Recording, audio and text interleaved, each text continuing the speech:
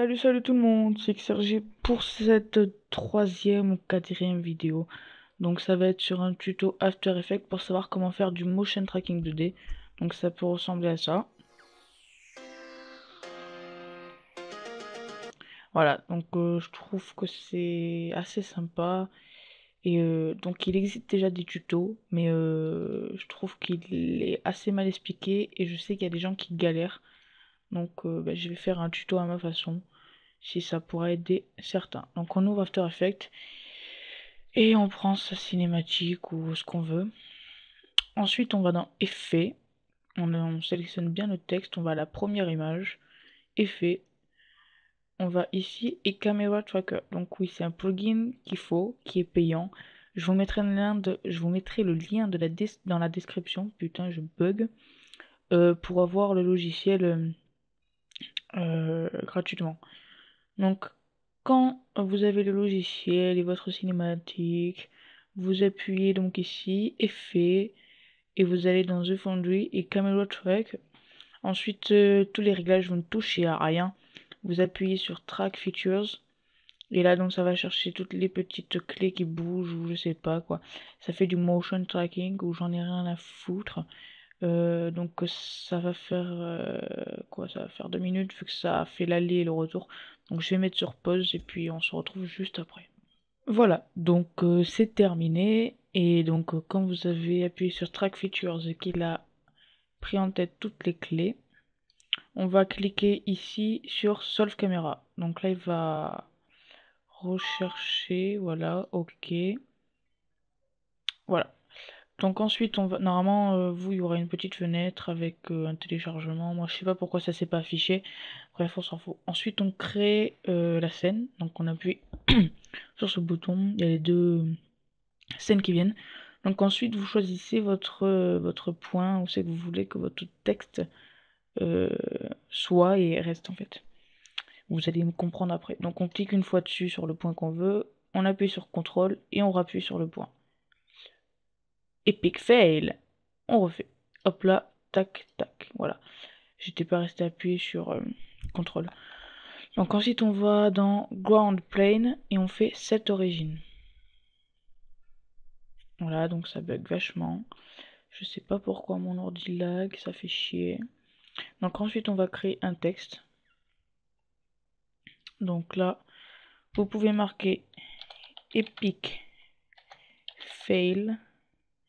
CTRL en merde. Ouais, Epic fail encore une fois. Tac tac. Tutorial. Donc là, on peut le mettre en blanc. Non, on va mettre ça en blanc. On s'en fout, hein, mais voilà quoi. Ça fait classe. Même pas, ça fait même pas classe. Bref, donc si les gens, vous voulez savoir ma police est typographe pro, vous pouvez la chercher et vous trouverez facilement. Donc ensuite on grossit et on recule parce que moi ça bug un peu. Et vous allez ici, donc sur votre texte, et vous allez cliquer sur le petit cube. Hop là, voilà. Donc là votre texte a grossi grave. A grave grossi, mais c'est pas grave, on va le décaler et on va le placer comme on veut. Voilà. Donc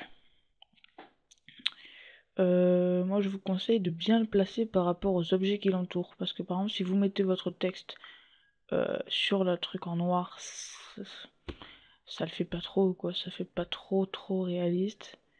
Et c'est pas top. Donc là on va essayer de profiter de la petite ombre au sol. Ça pourrait faire un petit effet pas mal. Voilà, faire gaffe à pas être sur la roue. Voilà, et on va dire que c'est bon, même si c'est bof. Voilà, et donc là on peut voir que notre texte bouge pas et reste droit. Donc si par exemple c'est une cinématique où le texte doit être un peu penché, enfin vous faites un peu vos réglages, donc vous allez appuyer sur je sais même plus où c'est, bon, bah, vous allez ouvrir ici.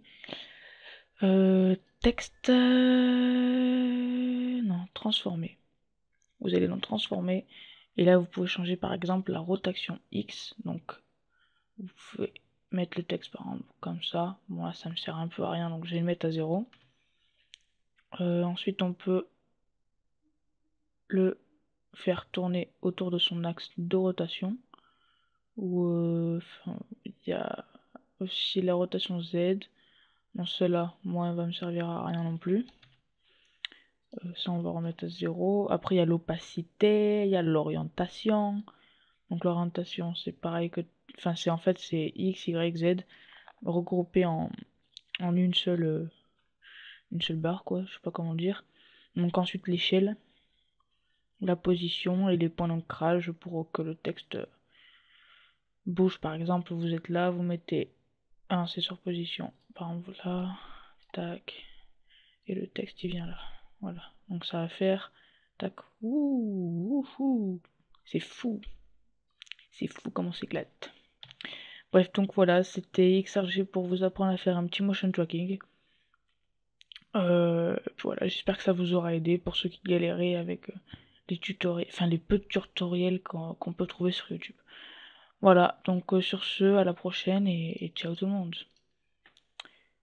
Allez, arrêtez, ouais.